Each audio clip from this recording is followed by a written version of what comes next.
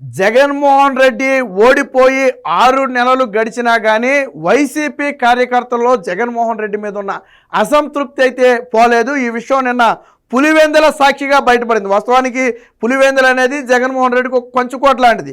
సాధారణంగా అక్కడ జగన్మోహన్ రెడ్డి మాటకు కానీ జగన్మోహన్ రెడ్డి చేతలకు కానీ తిరుగులేదు, ఎదురు లేదు. ఇది గతం నుంచి ఉన్నటువంటిది. కేవలం జగన్మోహన్ రెడ్డి కాదు, రాజశేఖర్ రెడ్డి టైం నుంచి కూడా పులివెందులు అనేది వాళ్ళకి ఒక కొంచుకోట.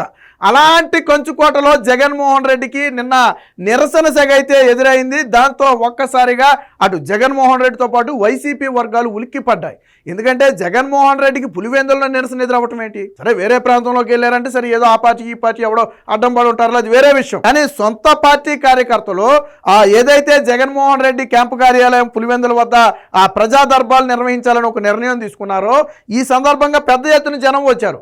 పెద్ద ఎత్తున జనం వచ్చారంటే సరే, జగన్మోహన్ రెడ్డి సమస్యలు చెప్పడానికి వచ్చారేమో అనుకున్నాం.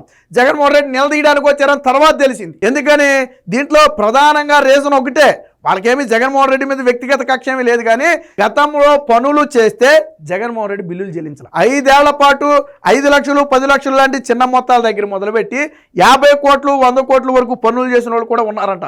వివిధ రకాల కాంట్రాక్టులు. ఎందుకంటే మన వాస్తవానికి ఏమనుకుంటాం మనం, జగన్మోహన్ రెడ్డి పులివెందుల మనిషి, పులివెందుల్లో పనిచేసిన వాళ్ళకి బిల్లులు ఇవ్వడా, అందులోనూ ఎవరికి పనులు అప్పగిస్తారు? సొంత పార్టీ కార్యకర్తలకి నాయకులకి ఇచ్చే పనులు అవి. సరే, బిల్లులు వస్తాయి కదా అని చెప్పి సరే ఇవాళ కాకపోతే రేపు కాకపోతే ఎల్లుండి వస్తాయని చెప్పి పాపం వాళ్ళు ఉన్నాయన్నీ కూడా అమ్మేసి పనులు చేస్తే జగన్మోహన్ రెడ్డి బిల్లులు ఇవ్వకుండా ఓడిపోయారు. ఇప్పుడు కూటమి ప్రభుత్వం ఇస్తుందా ఇవ్వదా అనేది పక్కన పెడతాం, అది వేరే విషయం. ఎప్పుడైతే జగన్మోహన్ రెడ్డి బిల్లులు చెల్లించకుండా ఓడిపోయాడో 5 ఏళ్ల పాటు పనులు చేయించుకుని బిల్లులు చెల్లించలేదో వాళ్ళలో ఒక తీవ్ర ఆగ్రహం పెళ్లిబిక్కింది. మీకు దీనికి ఇంకో ఉదాహరణ కూడా చెప్తా. కేవలం ఇది ఇప్పుడు వచ్చిన ఆగ్రహం కాదు. జగన్మోహన్ రెడ్డి ఏదో ఓడిపోయాడని చెప్పి వాళ్ళందరూ నిలదీయడానికి వచ్చారంటానికి ఇప్పుడు వచ్చిన ఆగ్రహం కాదు.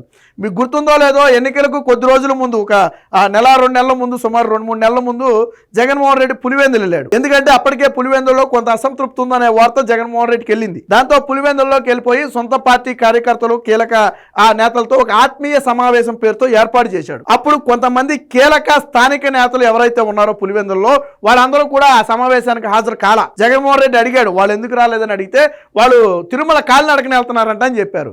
జగన్మోహన్ రెడ్డి ఉన్న ఆ సమావేశంలోనే ఎవరినో ఫోన్ చేయమంటే పక్కనేత ఫోన్ చేస్తే మేము తిరుమల వెళ్తున్నాం కానీ ఇప్పుడు రాలేం కానీ తర్వాత వస్తామన్నారంట. ఒక పార్టీ అధ్యక్షుడు నాడు సీఎంగా ఉన్నాడు, సొంత ఆ నియోజకవర్గానికి వస్తున్నాడు, ఎందుకు వీళ్ళు వెళ్ళిపోయారు అని తీరా ఆరాధిస్తే తెలిసింది ఏంటంటే, వాళ్ళు మీరు వస్తున్నారని తెలిసే తిరుమల యాత్ర పెట్టుకున్నారండి. అది ముందు పెట్టుకున్న యాత్ర కాదు. ఎందుకంటే మీ మొహం చూడలేక వాళ్ళు బిల్లుల కోసం కాళ్ళు అరిగేలాగా అటు అవినాష్ రెడ్డి ఆఫీసులోను ఇటు మీ ఆఫీస్కి తిరిగి అలిసిపోయారు. కనీసం వాడి వినతి పత్రం దేకేవాడు కూడా లేడు. దాంతో తీవ్ర అసంతృప్తిలో ఉన్నారు. మీ మొహం చూడలేక చూస్తే ఎక్కడ ఆవేదంతో మిమ్మల్ని 4 మాట్లాడాల్సి వస్తుందని ఆవేదంతో వాళ్ళు ఒక 20-30 మంది ఉంటారు సుమారు.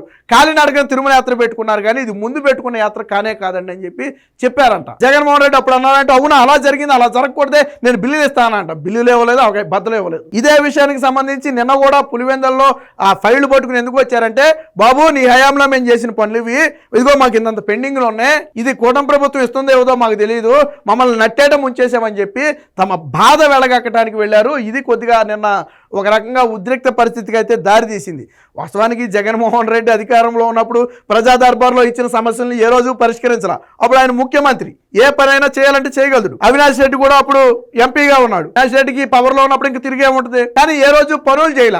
ఇప్పుడు మాత్రం వినతి పత్రాలు స్వీకరిస్తాడు. కొంతమంది అడుగుతున్నారు, ఆ వినతి పత్రాలు ఎవరికి ఇస్తావు తీసుకెళ్ళని. చంద్రబాబు నాయుడుకి ఇస్తావు, లోకేష్కి ఇస్తావు, ఎవరికి ఇస్తావు నువ్వు? ఇప్పుడు వాళ్ళు వచ్చారాయా, ఇదిగోండి సార్ నాకు 10 కోట్లు నేను బాకీ ఉంది, ఇదిగో మీ హయాంలో పనులు చేశానని నీ మొహమే పడేస్తాను వినతి పత్రం. నువ్వు 10 కోట్లు నీ దగ్గర నుంచి డబ్బులు తీసిస్తావా, లేదా కూటమి ప్రభుత్వాన్ని ఇమ్మని వాళ్ళకి ఇస్తావా? కూటమి ప్రభుత్వానికి నువ్వు రూపాయి ఇవ్వమని అడిగే అర్హత జగన్మోహన్ రెడ్డికి లేదు. ఎందుకంటే 2014 నుంచి 19 వరకు కాంట్రాక్టు పనులు చేసిన వాళ్ళకి స్టిల్ ఈ రోజుకి జగన్మోహన్ రెడ్డి బిల్లులు చెల్లించాలా. మనం దిగిపోయే వరకు కూడా చెల్లించలేదు కదా. 5 ఏళ్ల పాటు, ఏడాది 2 ఏళ్ళు కాదు, 5 ఏళ్ల పాటు కూటమి ప్రభుత్వంలో పనిచేసిన ఏ ఒక్కడికి బిల్లులు చెల్లించాల. ఎందుకు జగన్మోహన్ రెడ్డి హయాంలో కాంట్రాక్టర్లు ముందుకు రాలేదంటే, ఎందుకు రోడ్లు వేయడానికి ఎవరో వచ్చుకోలేదంటే, ఎందుకు ఇతర కాంట్రాక్టులు తీసుకోలేదు అంటే, మీరు ఆ పాత బిల్లులు మాకు చెల్లించండి మేము పనులు చేస్తామన్నారు. కాంట్రాక్టర్లు ఏమంటారు, మాకు ఎవరితోనూ సంబంధంలా, ఏ రాజకీయ పార్టీలతో సంబంధంలా, మమ్మల్ని ప్రభుత్వం టెండర్లు పిలిచింది, మేము పాడుకున్నాం, పనులు చేసాం. ఆ బిల్లులు మీరు కాకపోతే వాళ్ళు కాకపోతే మీరు ఎవరో కూడా ప్రభుత్వంలో చెల్లించాలి.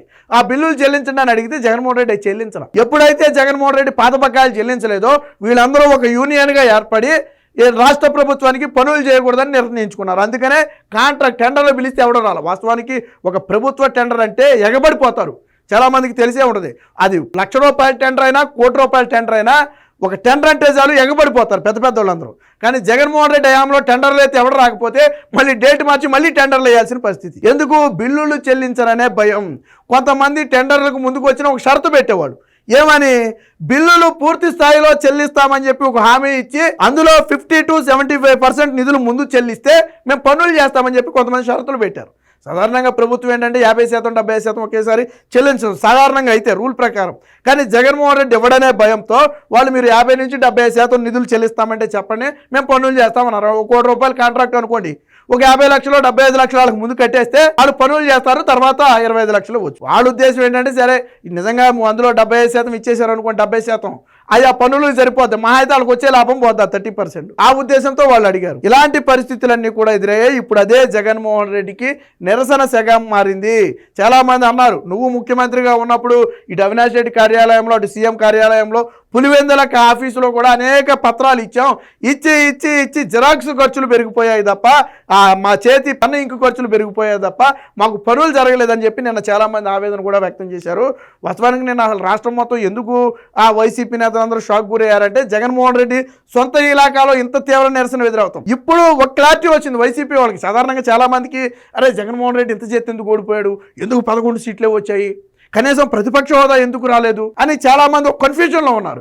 నేను ఇది చూస్తే అర్థం అవుద్ది. జగన్మోహన్ రెడ్డి సొంత ఇలాకాలో ఉన్న వ్యతిరేకత చూస్తే ఎందుకు జగన్మోహన్ రెడ్డికి 11 సీట్లు వచ్చే అర్థం అవుద్ది. నీ సొంత ఇలాకాలోనే నిన్ను ఎవరు దేక్కపోతే రాష్ట్రంలో ప్రజలందరూ నిన్ను ఎలా యాక్సెప్ట్ చేస్తారు? అందుకు కదా జగన్మోహన్ రెడ్డికి తగ్గింది. పులివెందుల మెజార్టీ 90,000 నుంచి 60,000 ఎందుకు తగ్గింది? ఏమైపోయారు 30,000 మంది? జగన్మోహన్ రెడ్డికి గతంలో 19 ఓటేసిన 30,000 మంది 2024 ఎందుకు ఓటేలా? వ్యతిరేకత కదా అది. ఆ వ్యతిరేకతే ఈ వ్యతిరేకత.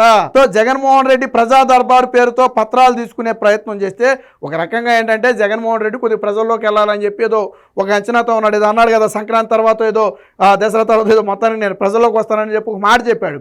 దానికి ట్రైలే ఈ ప్రజా దర్బారు. వాస్తవానికి జగన్మోహన్ రెడ్డి ఈ క్రిస్మస్ టైంలో వెళ్ళిపోయి 2-3 రోజులు సొంత గ్రామంలో ఉంటాడు, గతం నుంచి ఉన్నదే. అందులో భాగంగానే ఒక రోజు ప్రజా దర్బారు ఏర్పాటు చేశాడు తప్ప ఇదేదో స్వయంగా ప్రజల కోసం జగన్మోహన్ రెడ్డి పెట్టింది కాదు. ఎవరో చెప్పినట్టున్నారు, సార్ ఇక్కడ ప్రజలు కొద్దిగా అసంతృప్తితో ఉన్నారు, మీరు ప్రజా దర్బారు లాగా ఒకటి ఏర్పాటు చేయండి, ఏర్పాటు చేస్తే కొద్దిగా ప్రజలు మళ్ళీ మనల్ని కలిసే ప్రయత్నం చేస్తారని ఆయన సలహా ఇచ్చారేమో, అది బెడిసి కొట్టింది. ప్రజలు ఎవరూ రాలేదు సరిగదా, సొంత కార్యకర్తలు వచ్చి జగన్మోహన్ రెడ్డి మీద తిరగబడే పరిస్థితి వచ్చింది. ఎక్కడ తిరగబడతా ప్రజా దర్బారు కూడా పూర్తిగా నిర్వహించినట్లు లేరులేండి, మధ్యలోనే ఆపేశారు. ఎందుకంటే అక్కడ ఎవరో కూడా తమ సమస్యలు చెప్పుకోవడానికి రాలా, జగన్మోహన్ రెడ్డి నిలదీయడానికే వచ్చారు. 5 ఏళ్ల జగన్మోహన్ రెడ్డి పాలనలో జగన్మోహన్ రెడ్డి ఓడిపోయిన తర్వాత ఒక ప్రెస్ మీట్ పెట్టి మాట్లాడాడు. నేను ఇచ్చిన పథకాలన్నీ ఏమైపోయాయో, నా అక్క చెల్లెమ్మలందరూ ఎవరికి ఓట్లు వేశారో ఇవన్నీ ఏమైపోయాయో అని చెప్పేదో మాట్లాడాడు. ఏమైపోయాయంటే ఇది ఎక్కడెక్కడ కనపడద్దు అది జగన్మోహన్ రెడ్డికి. అంటే సొంత పార్టీ కార్యకర్తలకు కూడా జగన్మోహన్ రెడ్డి ఏమీ చేసింది ఏమీ లేదు. అదే ఈరోజు సొంత ఇలాకాలో తీవ్ర వ్యతిరేకత కారణమైంది. ఇప్పుడు అంచనా వేసుకోవాల్సిందంటే 90,000 మెజార్టీ 60,000కి వచ్చింది. ఇంకొక 30,000 తగ్గింది అనుకోండి, వచ్చే ఎన్నికల్లో జగన్మోహన్ రెడ్డి మెజార్టీ 30,000 మహా అయితే. ఆ తర్వాత ఎన్నికల్లో జగన్మోహన్ రెడ్డి ఓడిపోయినా ఆశ్చర్యపోవక్కర్లా. ఎందుకంటే ప్రజలు నిన్ను యాక్సెప్ట్ చేస్తే ఉంటుంది.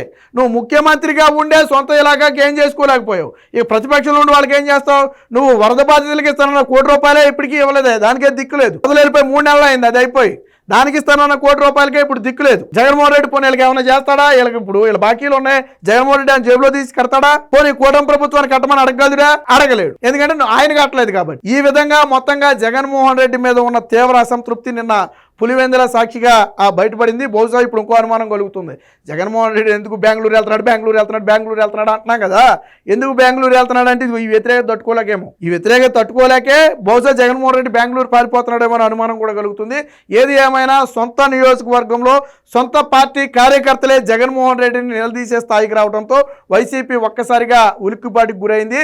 ఇది ఖచ్చితంగా జగన్మోహన్ రెడ్డి మీద ఏ స్థాయిలో వ్యతిరేకత ఉందో చెప్పడానికి ఒక ఉదాహరణ.